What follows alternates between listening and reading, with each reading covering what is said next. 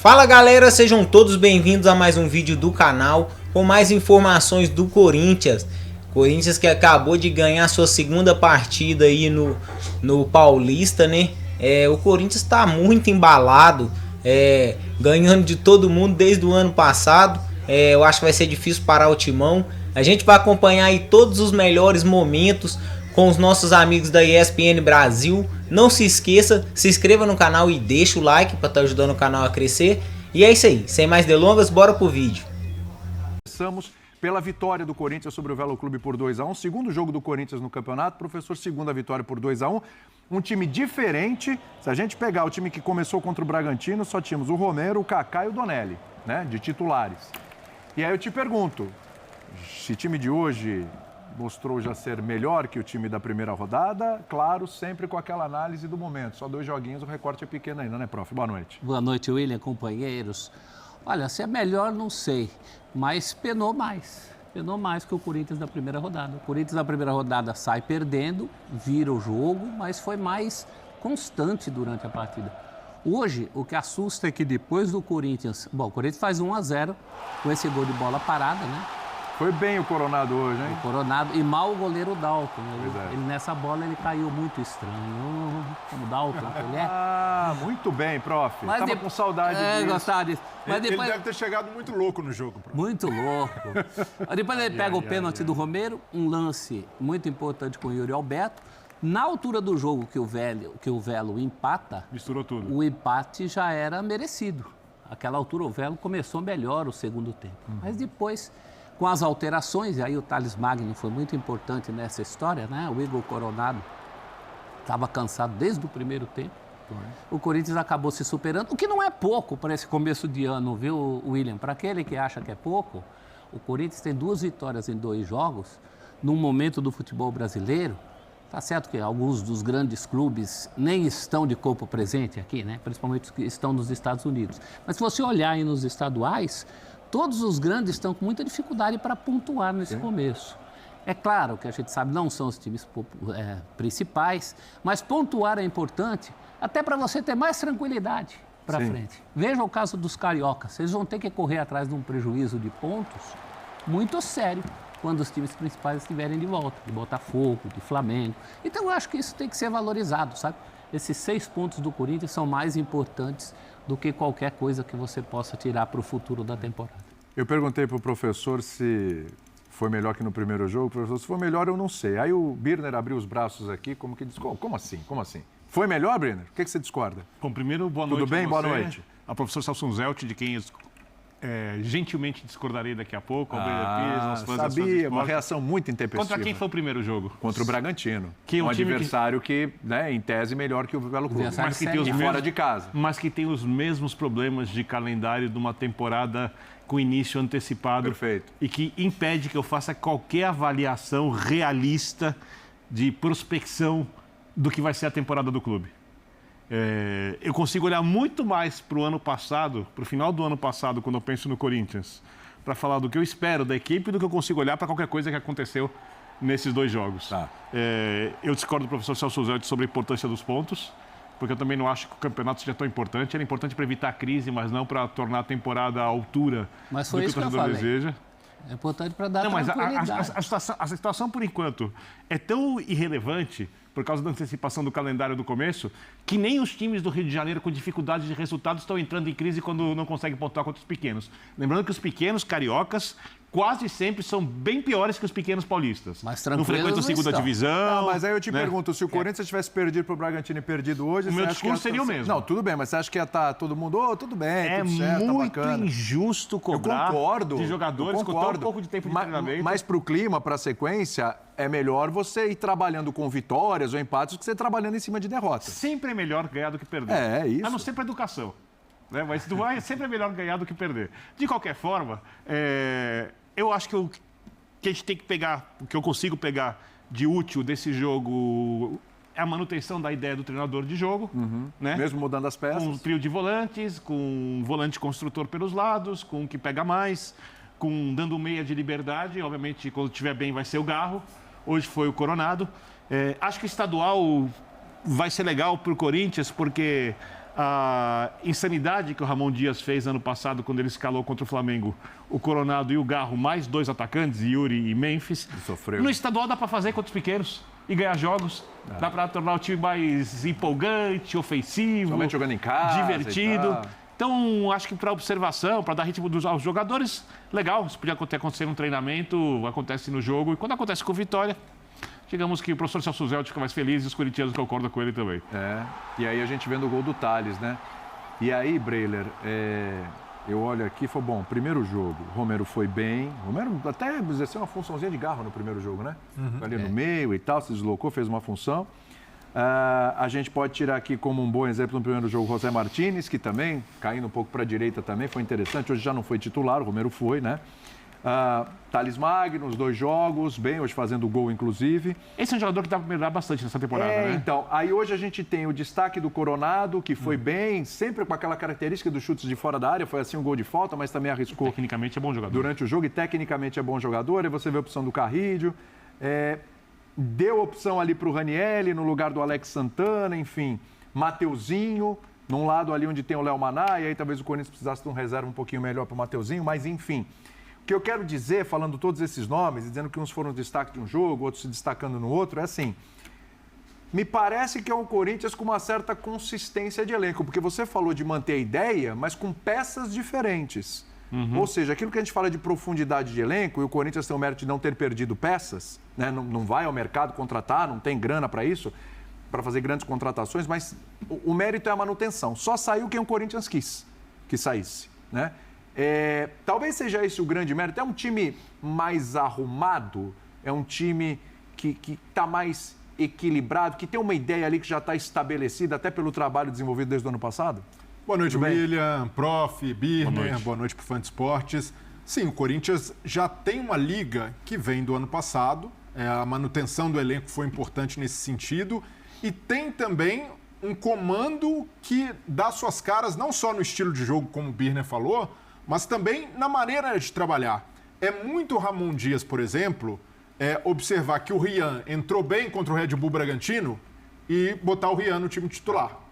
É muito Ramon Dias entender que o Pedro Raul fez o gol e, naturalmente, ele já passa na fila do Hector para ser a opção ao Pedro Raul. Hector, que tinha entrado de titular e não foi bem. Exato. Ele vai testando. Então, o Ramon Dias trabalha muito com esse curto prazo do futebol, curto prazo na competição de elenco.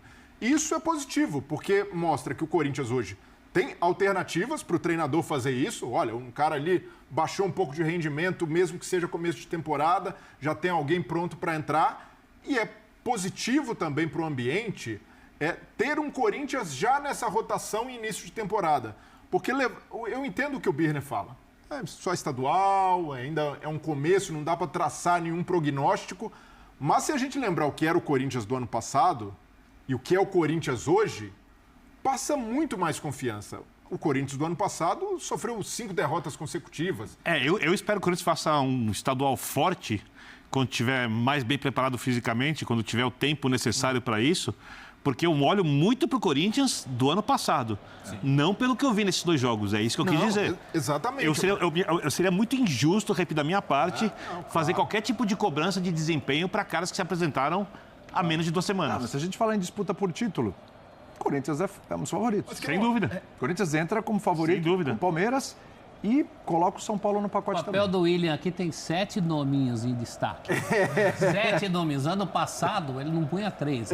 É verdade. Né? Primeiro porque o time tinha sido todo remontado. Agora também precisamos lembrar o seguinte, se o Corinthians tem uma sobra de arrumação do ano passado, é mais demérito do que mérito, porque correu atrás de um quase rebaixamento.